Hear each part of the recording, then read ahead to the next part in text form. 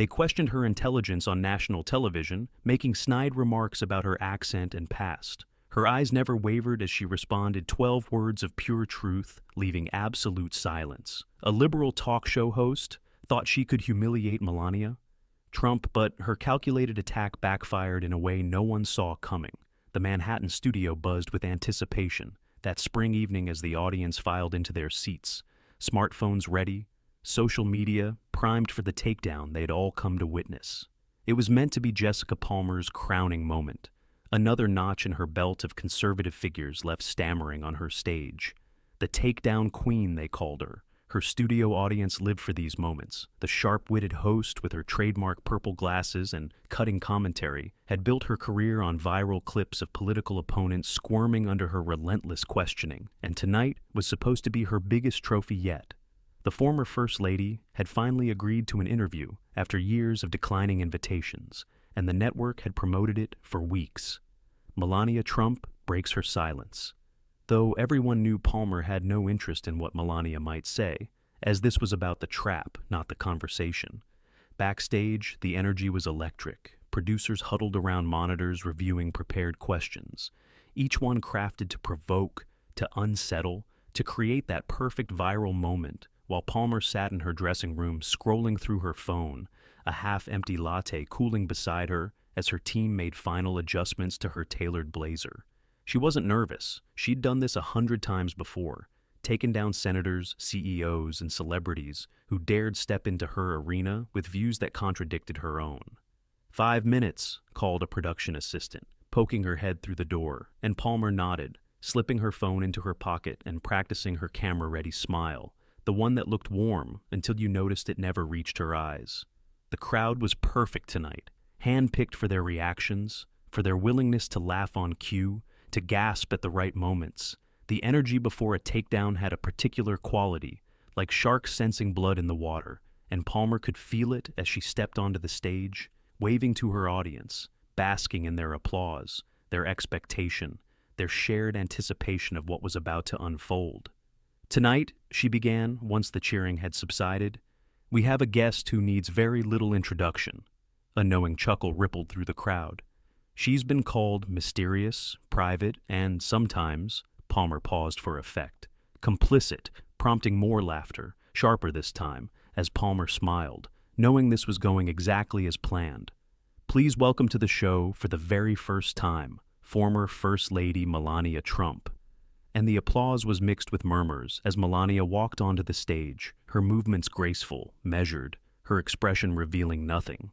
Wearing a simple cream-colored dress, elegant but understated, no flashy labels, no statement pieces, nothing for Palmer to mock, which was her first miscalculation. They shook hands briefly, Palmer's grip aggressive, asserting dominance, Melania's response firm but not challenging. As they took their seats, Palmer leaning forward slightly like a cat preparing to pounce, while Melania sat straight, ankles crossed, hands resting lightly on her lap. The picture of composure, but Palmer had seen this before, the practiced calm, the media training. It never lasted under pressure. "So, Melania," Palmer began, not bothering with pleasantries, "it's been quite some time since you've done any major interviews. Why the silence? Are there things you're afraid to talk about?" And the question hung in the air, loaded, accusing, as the audience leaned forward. But Melania's expression didn't change. "I speak when I have something to say," she replied, her accent soft but distinct. "Not simply to hear my own voice." And a few audience members shifted uncomfortably, realizing this wasn't the flustered response they had expected. Palmer pressed on, undeterred. "Many people have called you the most reluctant First Lady in history," she said, her tone sharpening, "as though you never wanted the role, never embraced it, never cared about the American people. What would you say to that?" And the studio lights seemed to intensify, highlighting every micro-expression, every reaction, as the cameras zoomed in, capturing the moment that was supposed to be Melania's undoing. But something unexpected happened. Instead of defensiveness, instead of anger, Melania simply tilted her head slightly, studying Palmer with a gaze that seemed to see right through her. "Tell me, Jessica," she said, her voice calm but somehow filling the room, "have we met before today?" And Palmer blinked, thrown off her rehearsed rhythm. No, of course not. Yet you speak with such certainty about who I am, what I think, what I feel. And the audience was silent now, no cues needed, as Melania continued. Isn't that strange, to believe you know someone you've never met? And Palmer recovered quickly. She wasn't about to let control slip away. The public record speaks for itself, she countered. Your absence from many traditional First Lady roles, your controversial jacket choices, your silence during key moments, they tell a story. And Melania nodded slightly. They tell a story, but is it my story or the one you've already written for me? The question wasn't delivered as an attack, which made it all the more powerful, and Palmer felt the interview sliding away from her. This wasn't how it was supposed to go, so it was time to hit harder. Let's talk about your husband then, she said, abandoning subtlety altogether. How do you defend staying with someone who has been accused of— Before we continue, Melania interrupted, her voice still measured but firm. I'd like to ask you something. And the studio fell completely silent, even the camera operators seeming to hold their breath. Do you have children, Jessica? Palmer frowned. This interview isn't about me. I'm simply curious if you understand what it means to have your family dissected for entertainment. And the words hung in the air, Palmer feeling heat rising in her cheeks. This wasn't the defensive, easily flustered guest she had expected. My audience wants answers, she insisted, her voice sharper now. They deserve to know— What they deserve, Melania said softly, is something more meaningful than manufactured outrage. And she leaned forward slightly for the first time, her eyes reflecting something that looked almost like compassion. You invited me here to create a moment, not to have a conversation. And the audience stirred, uncomfortable with the truth being laid so bare, as Palmer glanced off stage, seeking guidance from her producers, but found only wide eyes and subtle head shakes. This was uncharted territory. Let me share something with you, Melania continued, her voice now carrying a warmth that no one in the studio had expected. Something I've never shared publicly before. And with those words, the trap Palmer had so carefully laid collapsed completely as the studio held its breath, waiting for what would come next. No one could have predicted the story Melania was about to tell, or how it would transform not just this interview, but the conversation around her for years to come. Palmer had planned for defensiveness, for anger, for stumbling responses. She had never prepared for authenticity, and that was her fatal mistake. The studio of the Palmer Hour was designed to intimidate. Everything from the lighting to the seating arrangements had been carefully crafted to give Jessica Palmer the upper hand. The set was modern, sleek blue panels with backlit accents that glowed like ice against darkness. Her desk positioned slightly higher than the guest chair, a subtle power move that forced visitors to look up at her. But tonight the studio felt different, charged with an electricity that made the production assistants move with extra purpose. Audience members shifting in their seats, leaning forward, whispering to each other. The usual pre-show music thudded through speakers, but couldn't mask the anticipation. This wasn't just another episode. This was the interview everyone had been waiting for. Beyond the stage, in the shadows of the wings, Jessica's executive producer Marcus paced nervously, checking his watch, then the monitors, then his phone. They'd prepared for months for this moment. Focus groups had tested the questions. Researchers had compiled folders of potential weak points, psychological profiles. Body language experts consulted, all to ensure that tonight, Melania Trump would finally break, would finally give them the viral moment they needed. As ratings slipped against competing shows, Palmer needed this win. The network executives had made that clear. Marcus wiped his brow, adjusting his headset, and signaled to the floor director. 2 minutes. In the green room, Melania sat alone. She had declined the usual pre-interview hair and makeup touch-ups, the offer of refreshments, the small talk with producers designed to lower her guard. Instead, she'd requested privacy. Just 15 minutes to collect her thoughts. The room was intentionally cold, another tactic to make guests uncomfortable, to keep them off balance. But Melania showed no signs of discomfort. She sat perfectly still, eyes closed, breathing measured and deep, ignoring the muffled voices outside the door, assistants periodically peeking in, then reporting back to Marcus. She's just sitting there. What's she doing? Is she meditating? It unsettled them, this calm. They had expected nervousness, anxiety, maybe even fear. But the woman in the green room radiated something else entirely. something they couldn't name. Through the small television monitor mounted in the corner, she could hear the audience settling into their seats, could see Palmer at her desk, reviewing note cards, laughing with a production assistant, putting on the persona she wore like armor. Melania opened her eyes, glanced at the screen, then away. She had seen enough. She understood exactly what she was walking into. A young woman with a clipboard knocked softly. Then entered Mrs. Trump, her voice betraying her nervousness. "We're ready for you." Melania nodded, rising gracefully, smoothing the fabric of her dress. "Thank you." She followed the assistant through the maze of corridors, past hurrying crew members who stared, then quickly looked away. The temperature dropped further as they approached the stage, the air conditioning blasting. Another deliberate choice to make guests physically uncomfortable under the hot lights. The assistant handed her a microphone pack. "If you could just—" She gestured awkwardly. Melania took it, attaching it herself with practiced ease. "Is good?" The assistant nodded, unable to meet her eyes. 30 seconds.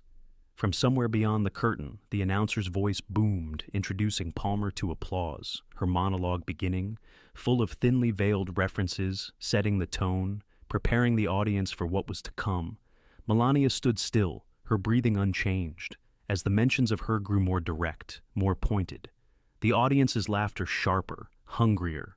The assistant beside her fidgeted, uncomfortable with what was happening.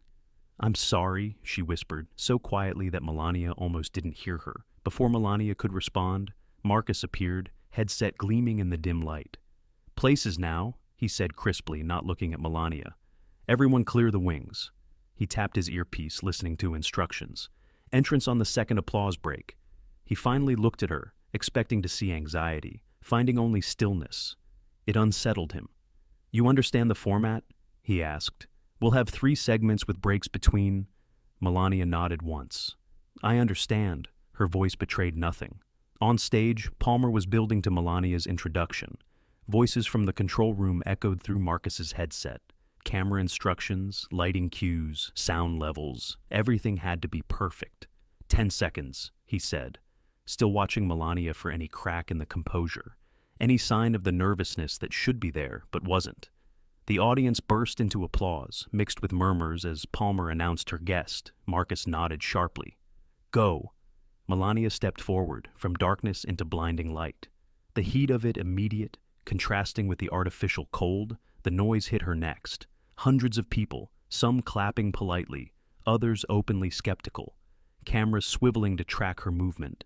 Enormous monitors displaying her image from multiple angles, capturing every micro-expression, every step, every breath. She had walked runways, attended state dinners, visited disaster zones. But this was different. This was a carefully constructed trap designed to strip away dignity, to provoke reaction, to create entertainment from someone else's pain. She recognized it instantly, had seen it happen to others. The stage felt longer than it looked, the distance to Palmer's desk stretching out before her. She could feel the audience watching, judging, waiting, could see Palmer's practiced smile, the predatory gleam in her eyes poorly disguised as welcome, could sense the producers in the shadows, tense with anticipation. This moment had been engineered with a specific outcome in mind. But Melania had not come unprepared. As she crossed the stage, her mind was clear, focused. She had survived war zones, media frenzies, global scrutiny. This was just another stage, another performance, but not the one they expected. Palmer stood, extending her hand, her grip too tight, too dominant. A power play, so obvious, so unnecessary. "Welcome to the show." Her tone suggesting that this small stage, this hour of television, was something grand, something Melania should be grateful to access. Melania nodded. "Thank you for inviting me," her accent deliberate, unapologetic. They took their seats, the audience still watching, still waiting, cameras still capturing every movement, every angle. The lights felt hotter now, designed to make guests sweat, to look uncomfortable on camera. Palmer leaned forward, elbows on her desk, a posture designed to claim space, to assert control. So, Melania, the familiar use of her first name, another calculated choice. "It's been quite some time since you've done any major interviews." And so it began, the first thrust in what Palmer clearly expected to be a one-sided battle. But what she didn't know, what none of them knew, was that Melania had not come to fight. She had come with something else entirely, something that would catch them completely off guard. As the first question hung in the air, Melania took a single breath. The studio absolutely silent now. The trap was set, the stage was prepared, but the performance was about to veer wildly from the script they had written, in ways no one could anticipate. What happened next would leave Jessica Palmer rethinking everything. Jessica Palmer leaned forward, her posture like a prosecutor about to deliver her opening argument. Let's start with something simple, though nothing about her tone suggested simplicity. You've been called the most mysterious First Lady in modern American history. Was that intentional, or were you just uncomfortable in the role? The question loaded with assumption, trapped between two unflattering options, a classic Palmer technique. The audience stirred, eager for the first sign of discomfort. Melania maintained her composure. I've always valued privacy, her accent wrapping around each word. Even before my husband entered politics, this is not mysterious. This is simply who I am. Palmer's smile tightened, not the defensive response she'd hoped for. She glanced at her notes, moving quickly to the next attack. Your Be Best campaign focused on children's well-being, particularly online bullying. Her tone sharpened. Many found that ironic given your husband's behavior on social media. Was it difficult championing kindness by day while sleeping next to its opposite by night? A few gasps from the audience followed by nervous laughter. The question was brutal, even by Palmer's standards. A female panelist seated to Palmer's right leaned forward eagerly. And let's be honest, the campaign never really accomplished anything tangible, did it? Melania turned her gaze to the panelist, her expression unchanged. What do you consider tangible when it comes to children's well-being? The panelist blinked, thrown by the counter-question. Well, I mean, measurable outcomes, policy changes, the usual metrics. Melania nodded. In a world obsessed with metrics, we sometimes forget that kindness isn't easily measured. The children I visited, the families I spoke with, might disagree with your assessment. Her voice remained steady, without edge or defensiveness. The panelist opened her mouth, then closed it again. Palmer jumped back in, refusing to lose momentum. Speaking of children, your son was quite young when your husband took office. Many criticized your decision to remain in New York, putting your son's needs above your duties as First Lady.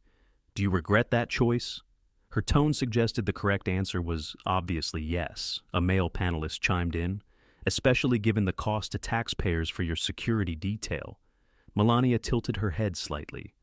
As a mother, my first responsibility will always be to my child, she said simply. I would make the same choice again. Palmer pushed harder. But as First Lady, don't you think your first responsibility should have been to the American people? The trap fully laid now. Motherhood versus duty, a no-win scenario. The audience waited, tension building. Melania looked directly at Palmer. Tell me, Jessica, have you ever had to choose between your child's well-being and public opinion? Palmer stiffened. Again, we're not here to talk about me. Then perhaps we should be careful judging choices we've never had to make. The response hung in the air, quiet but powerful. Palmer's producer spoke urgently in her earpiece, advising her to move on. Your fashion choices as First Lady were often criticized, she continued, shifting tactics. Particularly the infamous jacket. Images appeared on screens behind them. The olive green jacket with white text reading, I really don't care, do you? The audience murmured. Palmer's smile returned. This was safer ground. What exactly were you thinking? Visiting detained immigrant children while wearing that message? Many called it cruel, tone-deaf, even heartless. The third panelist, a fashion journalist with sharp eyes, jumped in. It seemed deliberately provocative, like you were trolling the public, or was it just poor judgment? Melania glanced at the image, then back at Palmer. The jacket was directed at the media, not the children, not the public, Palmer scoffed. That explanation came after the backlash. It felt like damage control. She leaned forward, elbows on her desk. But let's move on to something more current. Her tone shifted, becoming deceptively casual. Your husband is again running for president, yet we've seen very little of you on the campaign trail. Are you not supportive of his candidacy, or is there trouble in paradise? The question hung in the air, loaded with insinuation. A female panelist smiled thinly. Or perhaps she's just tired of cleaning up his messes. Audience laughter, encouraged by the producers. Signal lights flashing, Palmer pressed on, seeing what she thought was vulnerability. Your silence during key moments has been interpreted as disapproval, or are you just waiting for a better prenup deal? More laughter, sharper now, crueler. Palmer was building momentum, feeling in control. Your marriage has been scrutinized more than most. The body language experts, the hand-swatting incidents, the separate bedrooms rumors, the alleged affairs. She paused for effect. At what point do you just walk away? The audience fell silent. Even they recognized this had crossed a line. Melania's expression remained unchanged, her hands still resting in her lap. This level of attack was exactly what she had expected. Palmer mistook the silence for weakness, for a breaking point. You've built a brand on elegance, on class, but at some point, doesn't staying become complicity? She delivered the question like a prosecutor's final argument, certain of conviction, the studio absolutely silent now.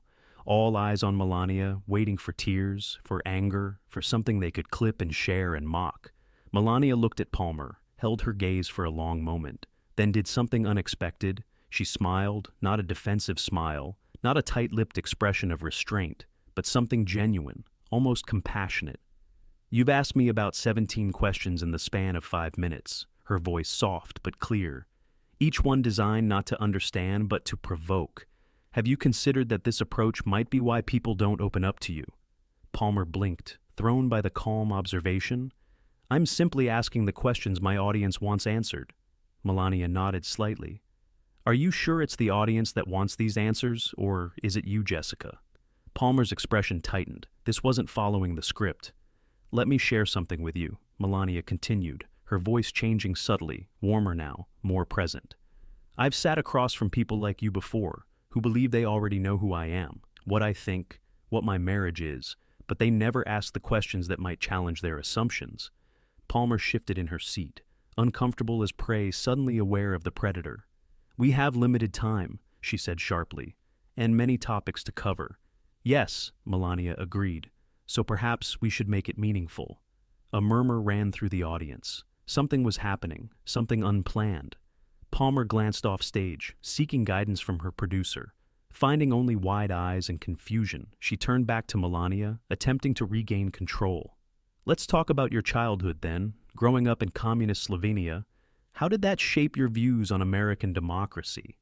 The question wasn't particularly sharp, a retreat to safer ground, but it was too late. The dynamic had already shifted. Melania leaned forward slightly for the first time since sitting down. I would be happy to talk about that, but first, may I ask you something, Jessica? Palmer hesitated, then nodded stiffly, certain she could handle whatever came next. When was the last time an interview you conducted actually changed your mind about someone? The question landed like a stone in still water, ripples of surprise moving through the studio. Palmer stared, completely unprepared. I don't form opinions, she said finally. I just ask questions. Melania smiled again, that same knowing smile. Then we both know that isn't true. The words weren't delivered as an attack, which somehow made them more powerful. One of the panelists coughed nervously.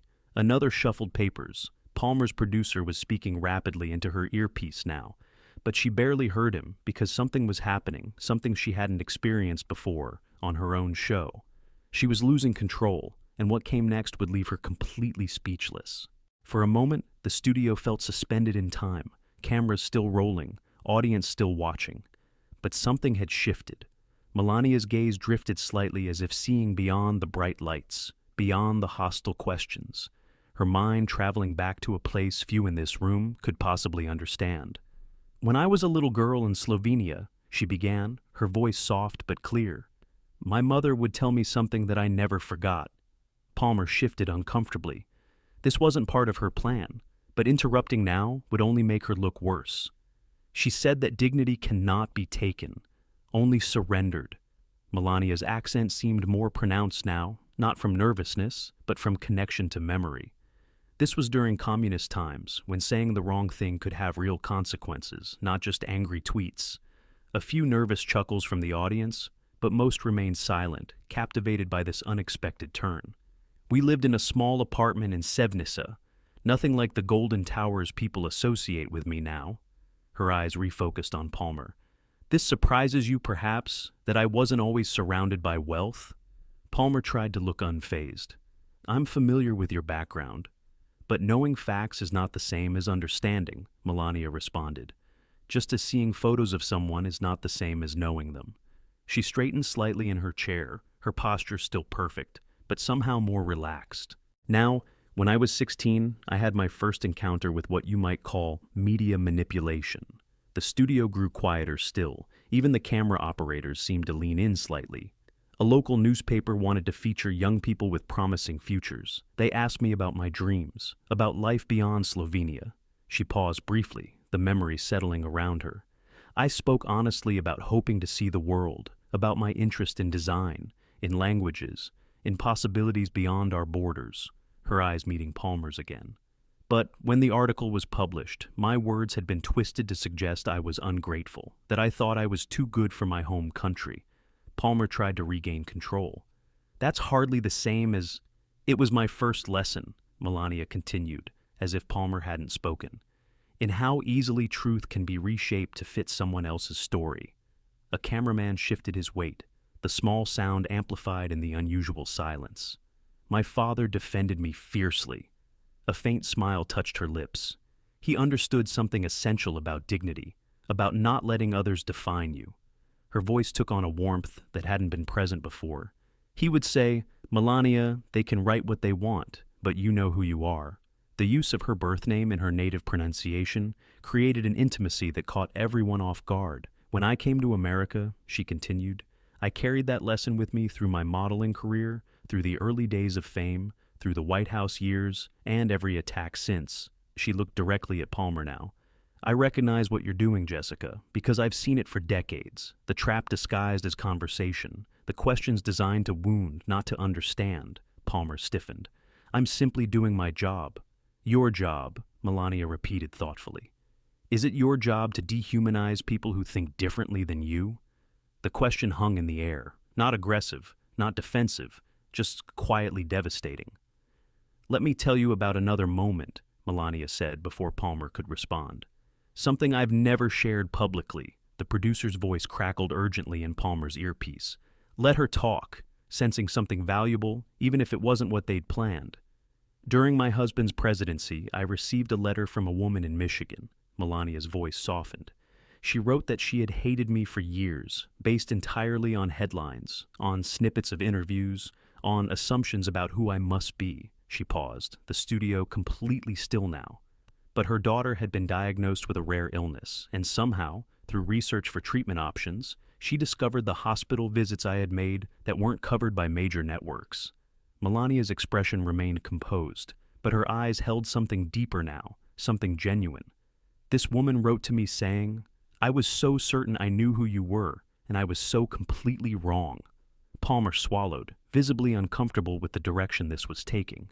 We don't have to. I keep that letter, Melania continued, as a reminder that the loudest voices often come from those who know the least about you. She tilted her head slightly, studying Palmer's expression. Have you ever been completely wrong about someone, Jessica?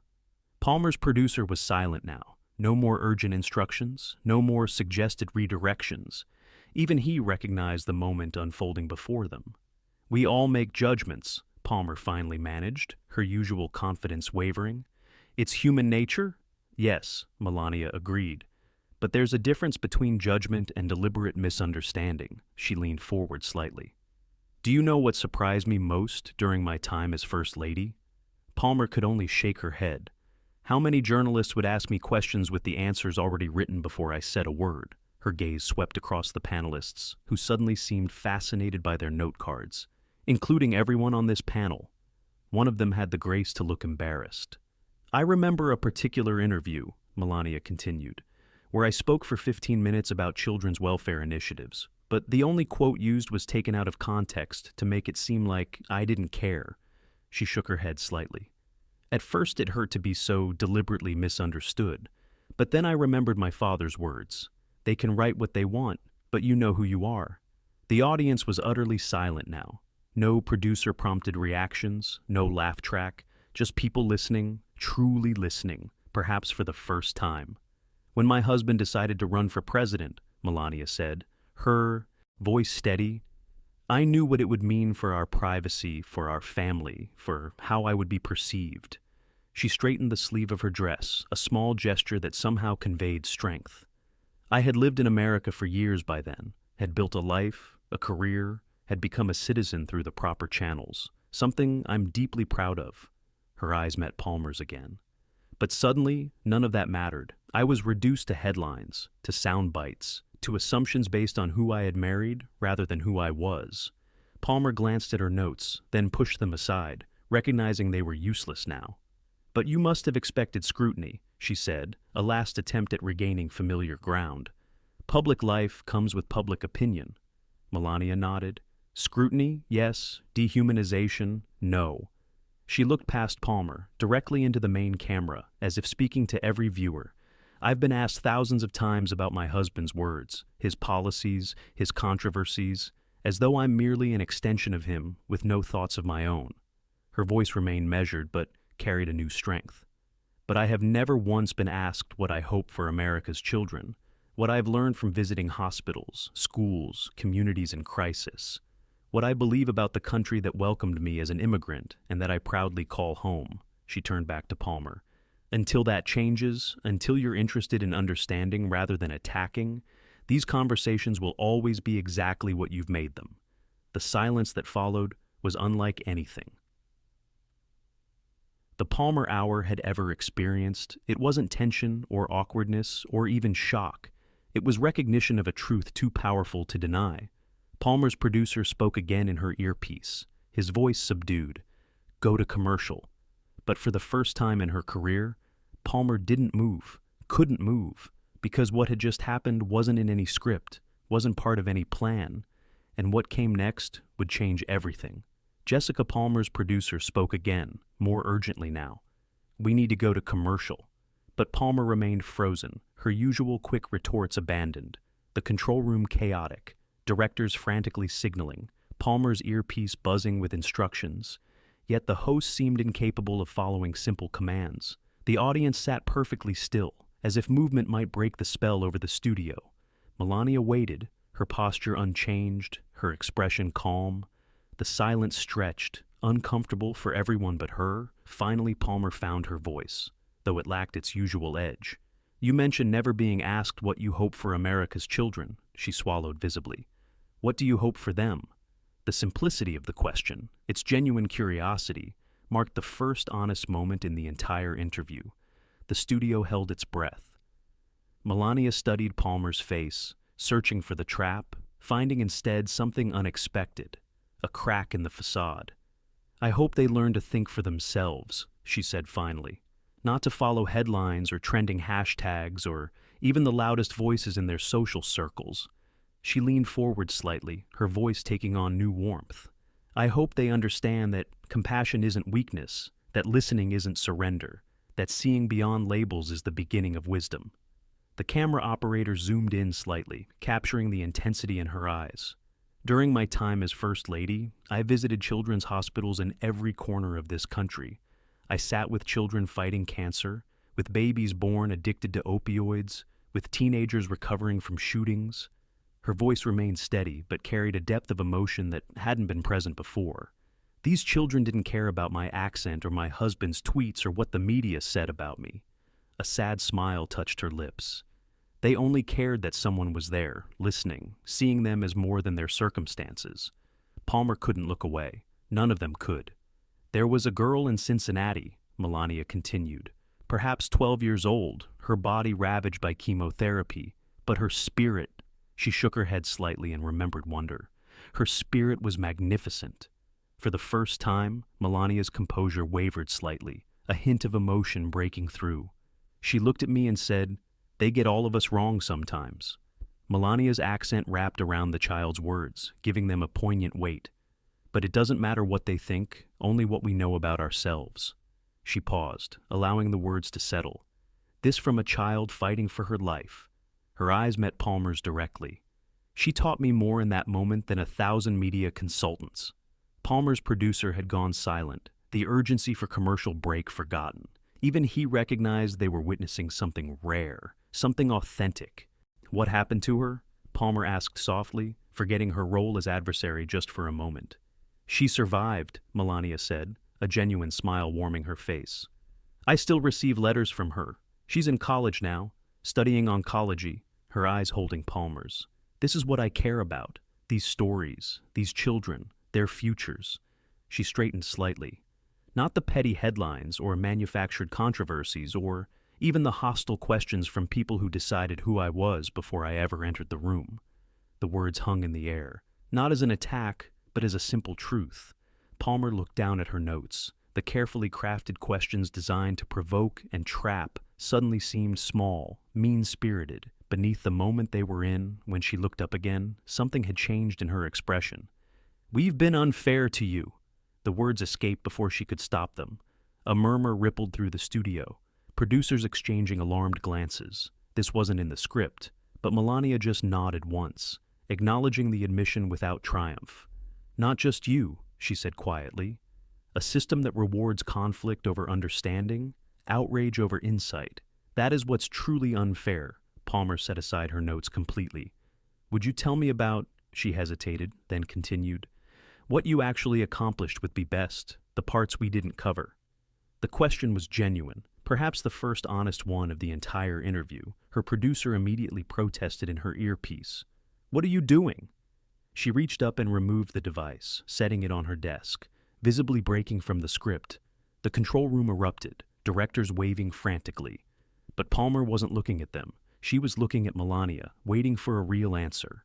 Melania's expression softened, recognizing the moment for what it was. Be best focused on 3 pillars, she began, her voice taking on a new energy. Children's well-being, online safety, and opioid abuse prevention. She leaned forward, hands clasped lightly on her lap. We created education programs in schools across the country, teaching digital citizenship, how to recognize cyberbullying, how to respond to it. Palmer nodded, actually listening now. We worked with tech companies to develop better protections for young users, partnered with hospitals to improve care for babies born with neonatal abstinence syndrome. Melania's passion for the work became evident in her voice, in her expressions. We expanded resources for families struggling with addiction, created support networks for children in foster care because their parents could no longer care for them. She held Palmer's gaze. These aren't headline-grabbing initiatives. They don't fit into tweet-sized summaries or drive angry debate, but they change lives. Palmer nodded slowly. Why didn't we hear more about this? Perhaps because, Melania replied without bitterness, conflict drives ratings more than compassion. The words settled over the studio, over Palmer herself, like a revelation she couldn't deny. One of the panelists shifted uncomfortably, looking as though they might speak, but Palmer silenced them with a glance. This moment wasn't about sound bites anymore. I think, Palmer said finally, her voice carrying a hint of genuine regret. I owe you an apology. The audience stirred. Cameras zoomed in, capturing what no one expected. A moment of authentic humility from the takedown queen. Not just for tonight, but for years of coverage that missed who you actually are. Melania tilted her head slightly, studying Palmer with new interest. Apology accepted, she said simply, then added, but perhaps more important than apologizing to me is considering how you approach others in the future. Palmer nodded slowly. I became successful by creating viral moments, by asking the questions that make people uncomfortable. That's the currency of my industry, she admitted. But tonight I realize there's a difference between challenging someone's ideas and attempting to strip away their humanity. In the control room, executives were frantically calling network higher-ups. No one knew how to handle this unexpected development. This wasn't damage control. This was transformation happening live on air to millions of viewers. We still have differences, Palmer continued, finding her way carefully through unfamiliar territory. Political, philosophical, social, but those differences don't require that I treat you as an enemy. Melania nodded, a genuine smile touching her lips. Difference without dehumanization is the beginning of actual conversation. The studio felt different now, the tension replaced by something more thoughtful, more genuine. A cameraman wiped his eye quickly, thinking no one noticed. A production assistant stood motionless, clipboard forgotten in her hands. Even the panelists, so eager for blood earlier, seemed subdued, reflective. What had begun as an ambush had transformed into something no one could have predicted. Certainly not Jessica Palmer, who now sat facing Melania, not as adversary, but as someone seeing clearly. Perhaps for the first time, the audience sensed it too, the shift from spectacle to substance, from entertainment to enlightenment. And what happened next would change not just this interview, but conversations across America. The studio sat in stunned silence as the impossible unfolded before them. Jessica Palmer, the notorious takedown queen, had not only failed to tear down her guest, but had removed her earpiece, abandoned her script, and publicly apologized. The control room was chaos, producers frantically signaling, directors shouting into headsets, network executives demanding they cut to commercial, but no one on stage was looking their way. The first reaction came from the audience. A woman in the third row stood slowly and began to applaud. Not the usual prompted applause that punctuated segment breaks, but something genuine, something spontaneous. Others joined her, one by one, then in waves until the entire studio filled with the sound. Palmer glanced around, confusion written across her face. This wasn't for her. It was for Melania, for the dignity, the authenticity, the unexpected humanity that had transformed the night. Melania nodded once, acknowledging the response without pride or triumph, just quiet acceptance. Palmer's producer had abandoned his headset, standing slack-jawed at the edge of the stage, his carefully planned ambush in spectacular ruins. One of the panelists, the fashion journalist, leaned forward. "I'd like to apologize as well," her voice barely audible over the applause. "I came prepared to criticize, not to listen." She looked down at her notes, then pushed them away. "I've written so many pieces about your fashion choices, your public appearances, always through a political lens, never considering the person behind them." The audience quieted, sensing another shift. "This isn't how these shows are supposed to work," the male panelist murmured, half to himself. "We're supposed to create tension, controversy, clips that go viral, not—" He gestured vaguely. "Whatever this is." Palmer found her voice again. "Maybe that's the problem," she said softly, then more firmly. "Maybe that's been the problem all along." The camera zoomed in, capturing a moment of realization that felt almost too intimate for broadcast. "We've built an entire media ecosystem around tearing each other apart," she continued, looking not at Melania now, but at the audience, at the viewers beyond. "We justify it as accountability, as speaking truth to power, but tonight I'm wondering if what we're actually doing is destroying our ability to see each other as human." A producer was frantically writing on a whiteboard off stage, "Commercial break now." But Palmer wasn't looking.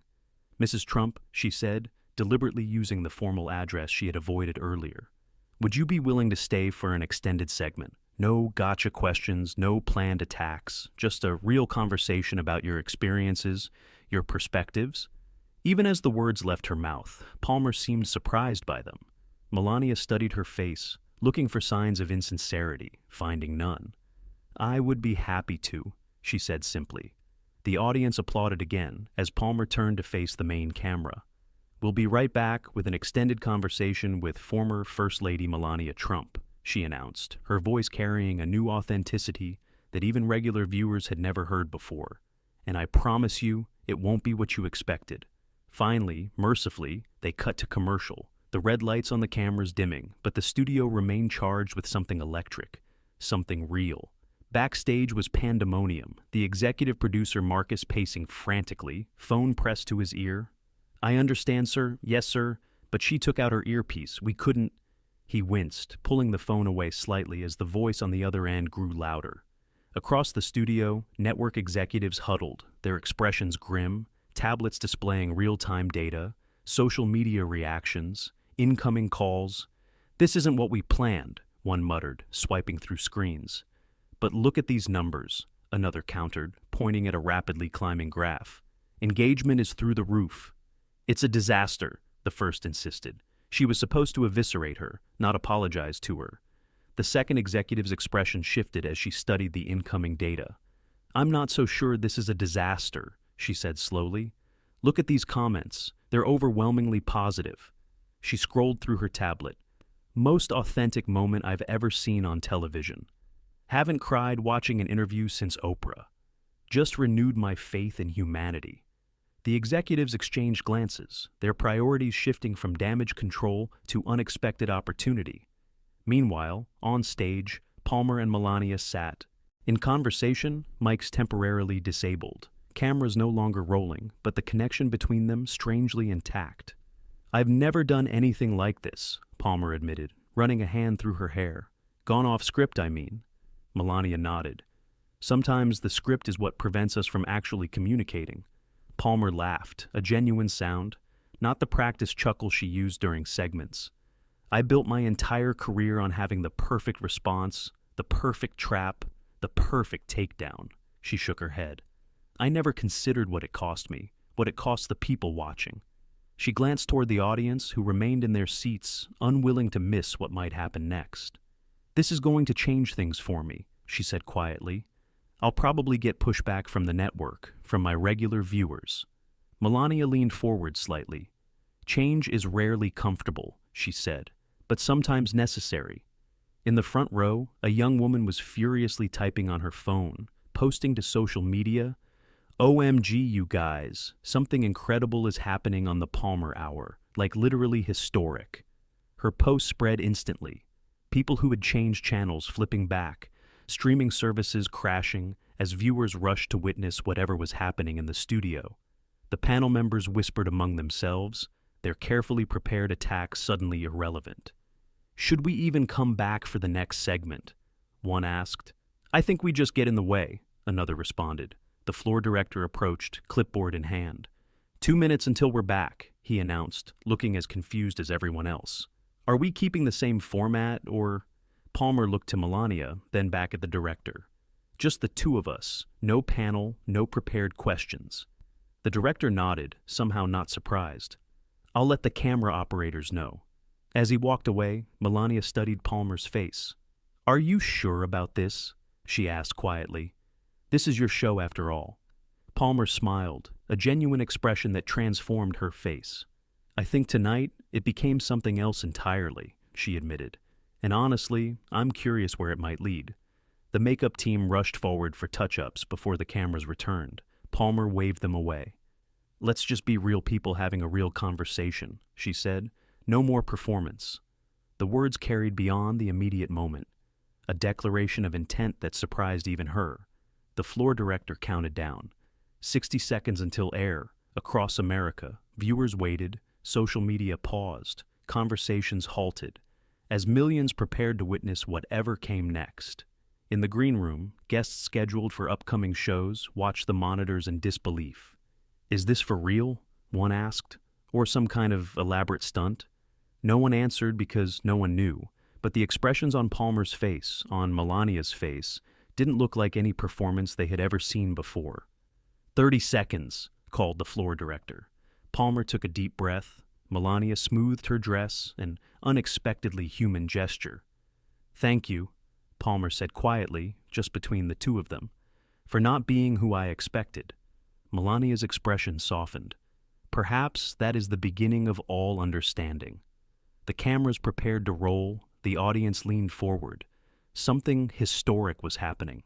Not just a viral moment, not just a gotcha clip, but a fundamental shift in how we speak to one another, how we listen, how we see beyond our assumptions. And we're back in 3, 2, 1. The red lights blinked on, broadcasting to millions. What happened next would change more than ratings, more than careers. It would change how America understood conversation itself. As America watched the second half of the Palmer Hour, something shifted in living rooms, college dorms, bars, and restaurants, wherever screens glowed with the unexpected sight of Jessica Palmer and Melania Trump engaged in actual conversation.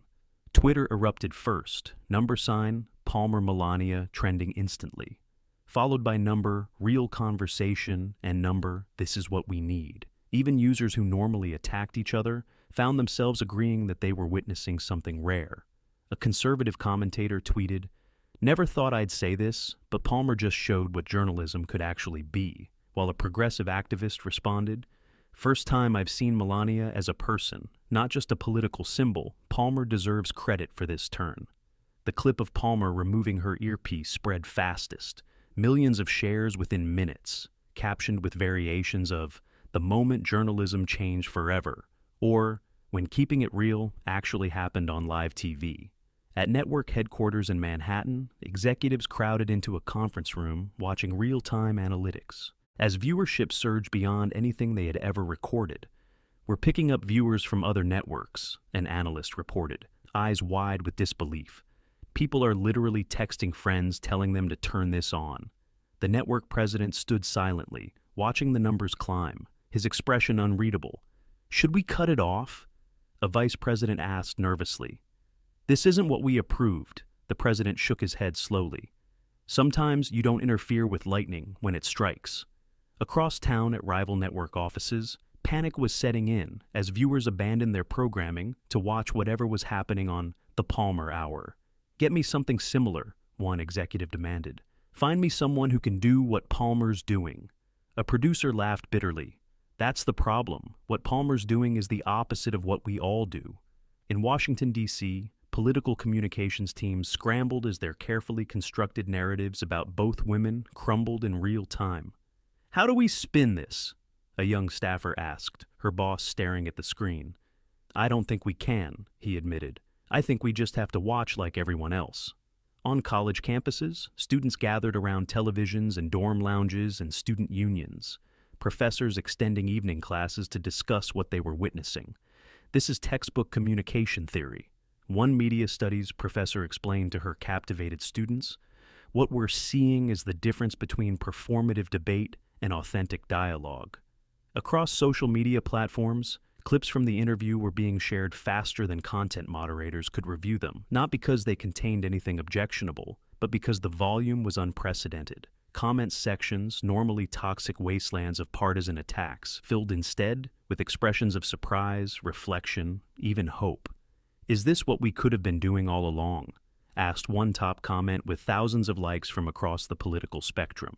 By the time the extended interview ended 90 minutes later, the landscape had shifted. Palmer and Melania had discussed immigration policy, childhood education, media responsibility, the challenges of public life, the impact of social media on civil discourse, not as combatants, but as thoughtful adults exploring complex issues. Even when they disagreed, which they often did, they did so with respect, with nuance, with the understanding that disagreement didn't require dehumanization. As the credits rolled, the studio audience stood, applauding for nearly 2 minutes, not just for the guests, but for what they had witnessed, a reminder of what conversation could actually be. In the studio, as cameras finally stopped rolling, Palmer sat back in her chair, exhausted but somehow lighter than she'd felt in years. "I don't know what just happened," she admitted to no one in particular, "but I think it's what I got into journalism for before I forgot." Melania gathered her things, preparing to leave, when Palmer reached out, not for a handshake, but a genuine embrace. The cameras caught it, though they were supposedly off, one final image that would define the night. In the control room, Marcus, the executive producer, sat slumped in his chair, his phone buzzing constantly with messages from network executives who had pivoted from outrage to ecstatic congratulations, as if the outcome had been their idea all along. "We've received calls," he told Palmer afterward, his voice hollow with disbelief, "from 3 major publications wanting to do profiles on the new Jessica Palmer." Palmer laughed, the sound genuine. "There is no new Jessica Palmer," she corrected, "just the one who remembered why she started doing this in the first place." Overnight, the video accumulated 50 million views. Analysis pieces sprouted across media outlets. Talk show hosts scrambled to discuss what everyone was calling the Palmer moment. Some dismissed it as a publicity stunt. Others heralded it as a turning point. But all acknowledged something significant had occurred. On one morning show, a media critic explained, "What makes this so remarkable isn't that Palmer was nice to Melania. It's that she abandoned the formula we've all become addicted to." His co-panelist nodded. "The performative confrontation, the gotcha moments, the clips designed for social media outrage, she walked away from the entire model that cable news is built on." By noon the following day, Palmer's social media following had doubled. But more surprisingly, the comments weren't divided along the usual partisan lines. People from across the political spectrum expressed the same sentiment. "More of this, please." 3 major networks called Palmer's agent with competing offers. each one promising complete creative control for a new kind of interview show, something that prioritized understanding over confrontation, depth over sound bites. Even Palmer's harshest critics found themselves reluctantly impressed. A conservative commentator admitted on air, "I've spent years calling Palmer everything but a human being, but what she did last night took more courage than anything I've seen in media in the last decade." A progressive podcast host agreed. "I'm still processing it, but I think we just witnessed someone choose integrity over the easy path, and that's worth acknowledging regardless of politics." Colleges and universities began incorporating the interview into journalism curricula, communication classes, even conflict resolution courses. "This is what civil discourse can look like," one professor told her students. "Not the absence of disagreement, but the presence of respect." At her hotel the next morning, Melania received the news coverage with characteristic calm. She hadn't done the interview for headlines or to change public perception, but perhaps that had happened anyway. Her phone rang continuously with calls from people who had never shown interest in her perspective before, now suddenly eager to hear more. "Will you do more interviews?" her assistant asked, sorting through the requests. Melania considered the question. "Yes," she said finally, "but only where there is interest in conversation, not confrontation." The distinction was clear to her now, clearer than ever before, and somehow, improbably, it seemed clearer to others too. Back at the network, Jessica Palmer sat in her office, staring at the wall of framed magazine covers that documented her rise to fame, each one celebrating her takedowns, her brutal questioning, her refusal to let guests off the hook. They suddenly looked foreign to her, artifacts from a different career, a different person. She picked up her phone, scrolling through messages from colleagues, from friends, from strangers, all responding to "last night." "You've started something," one message read, "something important." She wasn't sure about that, wasn't sure about anything anymore, except that she couldn't go back to who she had been before that strange, unexpected moment when she'd removed her earpiece and decided to actually listen. The morning news was still discussing it, analysts debating whether it represented a cultural turning point or just an anomaly. But Palmer knew something had fundamentally changed, at least for her. She picked up her phone again, composing a text message to Melania. "Thank you for last night, for showing me that the way I've been doing things isn't the only way." The response came quickly. "Thank you for being brave enough to change course mid-journey. Few have that courage." Palmer smiled, setting down her phone and turning to her computer. She had a show to plan, and for the first time in years, she was excited about the possibilities. Not for conflict, not for viral clips, but for actual conversation. The kind that changes minds, opens hearts, and maybe, just maybe, heals divides. Across America, people continued sharing the interview, discussing it, learning from it. Something had awakened, a hunger for substance, for nuance, for seeing beyond labels, and what happened next would depend on all of us. 1 week after the interview that changed everything, Jessica Palmer sat alone in her apartment, watching the sun rise over Manhattan, coffee cooling beside her as she reflected on what had happened and what it meant, not just for her career, but for all of us. The interview had become more than just a viral moment, more than trending hashtags and media analysis. It had become a cultural touchstone, a reference point for what could happen when we choose understanding over division, when we listen instead of attack, when we recognize the humanity in those we've been taught to oppose. Palmer had received thousands of messages from viewers across the political spectrum. People who had watched her show for years, to cheer on the takedowns now, thanking her for showing another way. "I watched your show to feel superior," one viewer admitted, "to see my political enemies squirm, but last night I realized how empty that made me feel." Another wrote, "My husband and I haven't spoken about politics in 3 years. After watching you and Melania, we had our first real conversation since the last election." These messages moved her more than the ratings, more than the accolades, more than the competing job offers that continued to flood her inbox. Across town, in a penthouse overlooking Central Park, Melania Trump reviewed headlines about the aftermath, her expression thoughtful but unsurprised. She had lived long enough to know that moments like these can shift perspectives, can open doors long closed, but real change requires more than one conversation, more than one viral video, more than one trending topic. Still, something had started, something worth nurturing. Her phone chimed with a message from Palmer. "Having our first planning meeting for the new format today? Thank you again for the inspiration," Melania smiled, typing a simple response. "Remember, listening is a practice, not a performance." She set down her phone, turning to look out the window at the city below, the same city that had adopted her decades ago when she arrived with dreams and determination, but no guarantee of success. America had given her much, perhaps now, in her own way. She was giving something back, something more valuable than policies or programs. The reminder that behind our labels, behind our political affiliations, behind our accents and appearances, we remain human, complex, flawed, and worthy of dignity. Meanwhile, in living rooms and classrooms, in offices and online forums, something was shifting, subtly but significantly. The Palmer-Trump interview had sparked conversations about how we communicate, about what we've lost in our rush to divide and conquer, about what might be possible if we approached each other differently. A high school teacher in Ohio played clips for her students, then asked them to practice actual listening, without planning their responses, without checking their phones, without mentally dismissing the person speaking. "This is harder than it looks," one student complained. The teacher nodded. "Most valuable things are." A couple in Florida who had stopped speaking about anything meaningful years ago watched the interview together, initially to mock it, but found themselves in tears by the end. "I've missed you," the wife admitted, "even when you've been sitting right beside me."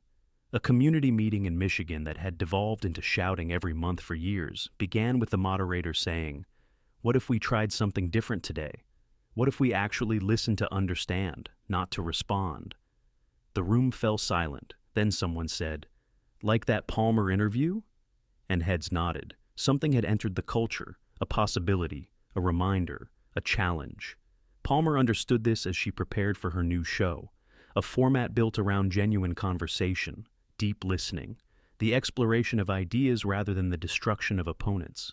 The network had been skeptical at first, worried about ratings, about maintaining the audience that had come for Bloodsport, not for understanding, but early numbers were promising. Viewers were staying, newcomers were arriving. Something was building, something unexpected. Meanwhile, media trainers across the country were fielding new requests, not for the usual coaching on how to avoid questions, how to stick to talking points, how to win exchanges, but for something different. How do we have real conversations like what we saw with Melania and Palmer? Executives wanted to know. It wasn't universal, of course. Many shows doubled down on conflict and confrontation. Some commentators dismissed the moment as performative, as calculated, as a cynical rebranding, but something had changed, a door had opened, a possibility had emerged, and people were walking through. Melania received invitations to speak at journalism schools, to participate in forums on civil discourse, to write about her experience. She accepted selectively, not seeking the spotlight, but recognizing the opportunity to encourage something valuable. "We don't need to agree," she told a group of students at Columbia Journalism School, "but we need to stop enjoying the destruction of those who think differently." The words resonated beyond the auditorium, beyond the moment, because they touched something essential, something we had forgotten in our rush to choose sides. Palmer, too, found herself in unfamiliar territory, speaking not about winning arguments, but about the courage required to change course, to admit when the path you've traveled no longer leads where you want to go. "I built a career on confrontation," she admitted in her first column for The Atlantic. "I became famous for making people squirm, for the gotcha moment, for the viral clip. But I had forgotten something essential, the purpose of conversation."